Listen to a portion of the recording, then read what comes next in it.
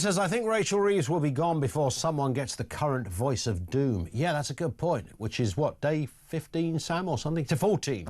Day 14, it's back at about 2:45. We're sort of hopeful. Margaret in Birmingham says, tears yesterday, now hugs and smiles. What an Oscar performance, all fake. No way that was a personal issue. What a load of BS. Get the violins out, we ain't buying it. No, and you know, once in a while a politician will get a little tearful. Theresa May got tearful on the very last day in office. I think you can give that a green light, that's fine. Mrs Thatcher, of course, one of the most iconic photographs of her leaving Downing Street as she peered out of the window of her official car, just caught the watery eyes of the Iron Lady. Those moments, that was very... Yesterday was somebody bawling their eyes out on the green benches. What caused Rachel Reeves's tears? The Chancellor's future is in balance amid bust-up claims. Of course, that tearful PMQ's appearance did trigger more than just a row in the party.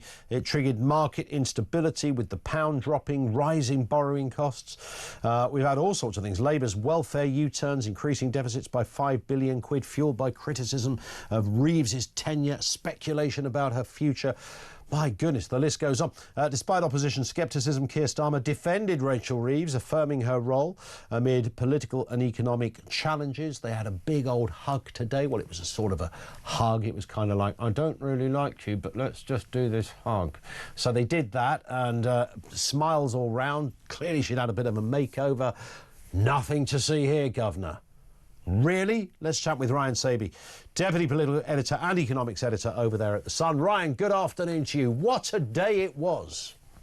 Quite incredible, Ian. I was sat there in the House of Commons in the press gallery, and we actually looked down on where the MPs are. And from my angle, I could just see Rachel Reeves just wiping away tears from her face. I had colleagues who were messaging me from the other side of the chamber who were looking full on and seeing Rachel Reeves just shed those tears in full public glare. Yeah. And there was just ongoing speculation about what was causing this, because you don't sit there unless something is really wrong, yeah, and start crying. So it was difficult to watch, actually, because one, we just didn't know at that stage. Was it one of those moments in the press gallery where you're kind of looking at each other going, is she crying? And then it suddenly realised, realisation dawns that actually it wasn't like a little tear. I mean, this was she was properly crying, right? I mean, something was clearly badly wrong.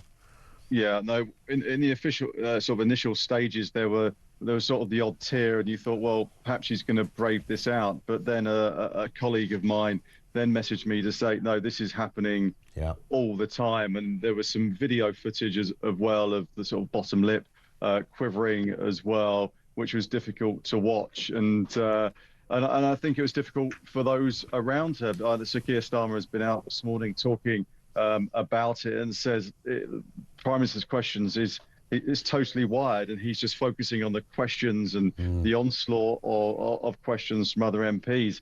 Maybe he didn't get time or a moment to even look at her. But I did notice at one stage that some chewing gum was passed to the Chancellor from an MP sat behind her. So people were aware, and people, it didn't take much for Kemi Badenoch, who was sat opposite, saying that she looks, that Rachel Reeves look miserable. Now, at that stage, I don't think she really knew, and sort of the streaming of tears did come after that more forcefully. So it was difficult, and she tried to get in there.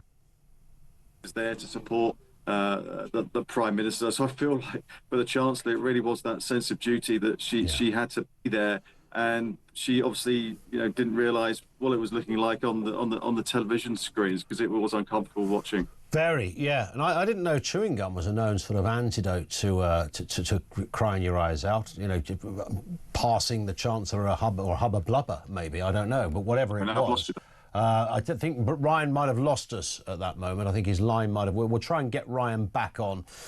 Something went wrong technically there, because I also want to get into with Ryan, because he was there in the press gallery when this was happening. And by the way, we're not analysing somebody crying in the conventional sense. We're analysing what's underneath it. What could have gone so wrong in government when the second most powerful politician in the land, the Chancellor of the Exchequer, is publicly crying while sitting behind the Prime Minister at the iconic Prime Minister's question time? Something bad has happened, and I'm interested to learn from Ryan, and we'll try and get his line reconnected.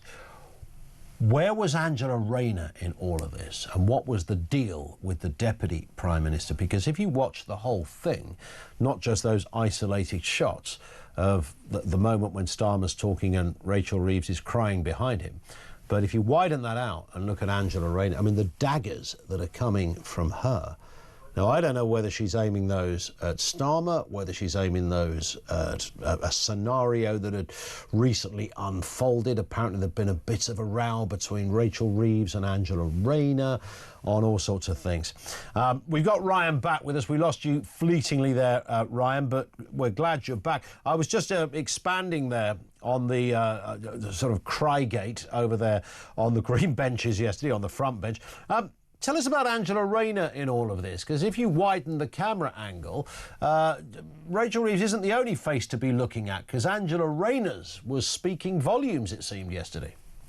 Yeah, no, she was. She spoke earlier in the day, and she seemed to rule out her position, and to be Prime Minister, says she doesn't want the job, doesn't want to sort of go up the ladder of in Parliament. But one thing that was very, very clear, that I can't speak for her, but it seemed that if someone is crying like that, phones are going off and people are looking around. It did seem rather odd that maybe there wasn't any sign of sympathy or a touch on the arm, or even, you know, passing over a tissue just to make sure that she was all right. But these things are very public, and the Labour Party and the government would have been clearly thinking about, would it have looked more odd if they'd intervened, or would it, you know, or not? So I think there were many things probably going through the minds. And I think when you're on that front bench, you're not looking at your phone as much as you are, because you know the cameras are on you. Yes. So there would have been that focus on looking forward from Angela Rayner, but there was speculation of some sort of disagreement between the two of them. That's been heavily denied by certainly Angela Rayner's team. So I don't think we should look too closely at that. But it is interesting that Angela Rayner's name was dragged into this yesterday. Well, let's have a listen now to the official, this is the official unveiling of the real reason, or what was actually going on, from the woman herself. Here's the Chancellor of the Exchequer speaking just an hour ago. Well, clearly I was upset yesterday, and everyone could see that. It was a personal issue, and I'm not going to go into the details of that. But my job as Chancellor at 12 o'clock on a Wednesday is to be at PMQs next to the Prime Minister, supporting the government, and that's what I try to do. I guess the thing that maybe is a bit different between my job and many of your viewers is that when I'm having a tough day, it's on the telly, and most people don't have to deal with that. This is not an ordinary moment when you would try to critique someone's looks, but I have to say, Ryan, has Liberace's makeup artist been in on there or something? What's been going on? Yesterday, she looked absolutely wrenched. She looked exhausted. The last place she wanted to be was anywhere public. Today, she's pitched up, couldn't smile more if she tried, and looking not just quite well, but slightly like a different person. Yeah, you just wonder sometimes if that's what a good night's sleep does to you. Maybe it's just that. Yeah, I think yesterday, I don't know what this personal issue was, but clearly everything got a little bit, a little bit too much. It was all on in public. She had, a bit of an altercation with the speaker, and you just don't know whether all these things just triggered, just came together. And also, don't forget as well, on Monday and Tuesday, she had to find £5 billion after that welfare U-turn. So anyone gets asked to find £5 billion, and it's going to come down on you, and you've got to think pretty quickly. But she did tell the speaker we're led to believe that she actually said, "I'm under so much pressure." When politicians say that, it just shows you how much pressure she's on. Politicians are very careful with their words. If she's saying that publicly, it really does bring home exactly the kind of pressure that she's under. Yeah, I was going to say, I mean, what's the word on the street as to whether she can survive this long term? I mean, certainly she's not going anywhere in the next few days, but I mean, is there a sense that, Keir Starmer approval ratings are really not very good? It could hardly have been a worse year for a Prime Minister, and he's only been there 1 year, shy a day. What's the sense at Westminster? A reshuffle with a new Chancellor? I hear Wes Streeting's name keeps getting mentioned. Yeah, Wes Streeting's name will always get mentioned, of a sort of very able cabinet minister, and he's clearly on the way up. But I think what today really showed, we had Keir Starmer and Rachel Reeves next to each other. Politically, that was a signal to Westminster to say, look, she's not going anywhere. She's stuck by my side as the Shadow Chancellor. She's now by my side as the Chancellor. Westminster, calm down. And I think the other thing to really look towards yesterday was the money markets and how the city reacted. The city and those traders are actually, they really, really like Rachel Reeves, those fiscal rules, those strict fiscal rules of her grip on the economy.